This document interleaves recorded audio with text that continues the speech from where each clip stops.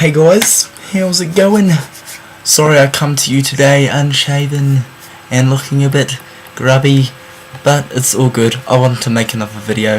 Hopefully it educates the mind, expands. Anyway, lately I've been reading and watching heaps of books and videos on psychology. I've really been enjoying it. I don't know why. Maybe I'm a dork.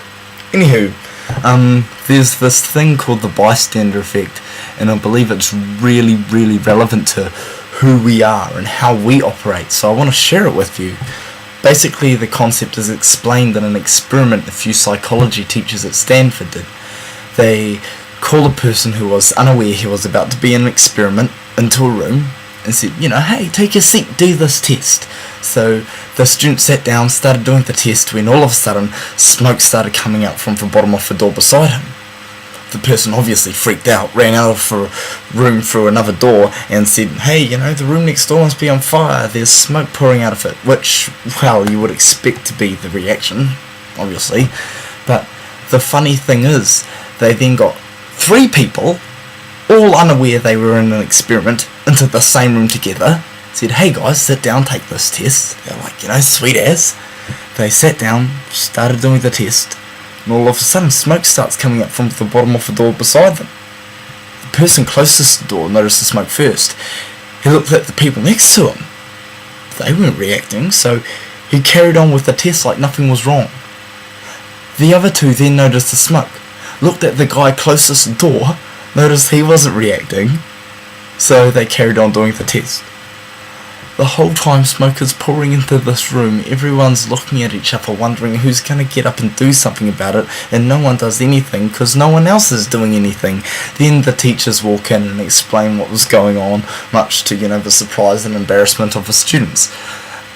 And I guarantee you, if one of those students stood up and was like, hey guys, there's smoke coming into this room out of this door here, how about we do something about it? All 3 of them would have been out of that room so fast.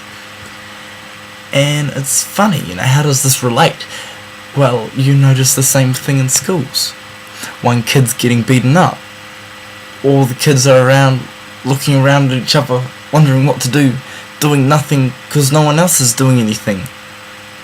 And that's exactly how it happens. We have this really bad habit of looking for validation in pretty much everything we do before we do it, regardless of what we know in our heart to be right or wrong, because we don't want to be the odd one out. We don't want to look stupid in front of our friends and family. We're fearful of making a mistake, so we would rather do nothing than take action without that validation. So how does this apply to you? Maybe God will be speaking to your heart, giving you a word to share or telling you to get some crap prayed for, and the first thing you'll do is look up to see if anyone else has gone up the front first.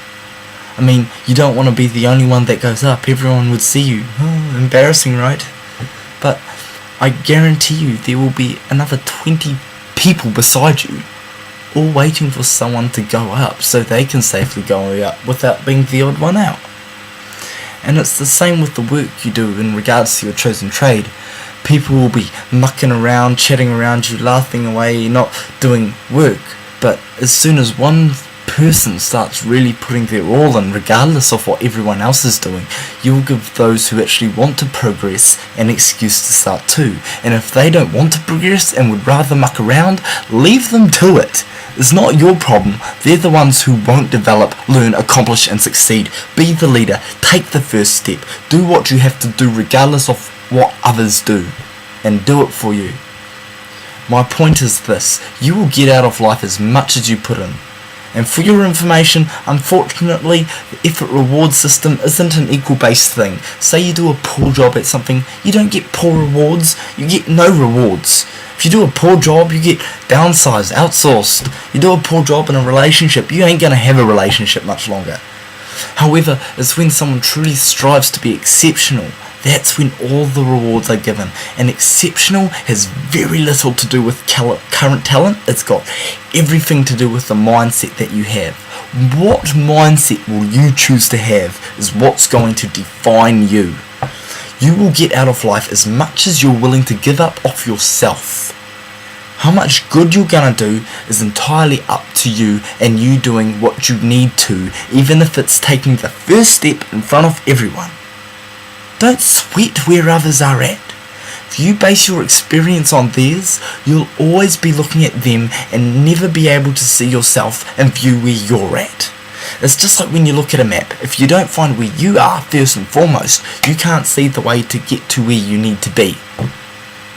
So I want to encourage you. Your value is invaluable regardless. But you can either put that valuable gem on display for the world to benefit from, or you can hide it in the basement and do nothing with it. It's up to you. But please, it's awesome. It's beautiful. You're wonderful.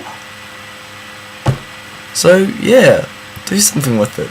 Because I would love to see your life at its fullest potential, Yeah. Peace out, y'all. I hope you enjoy.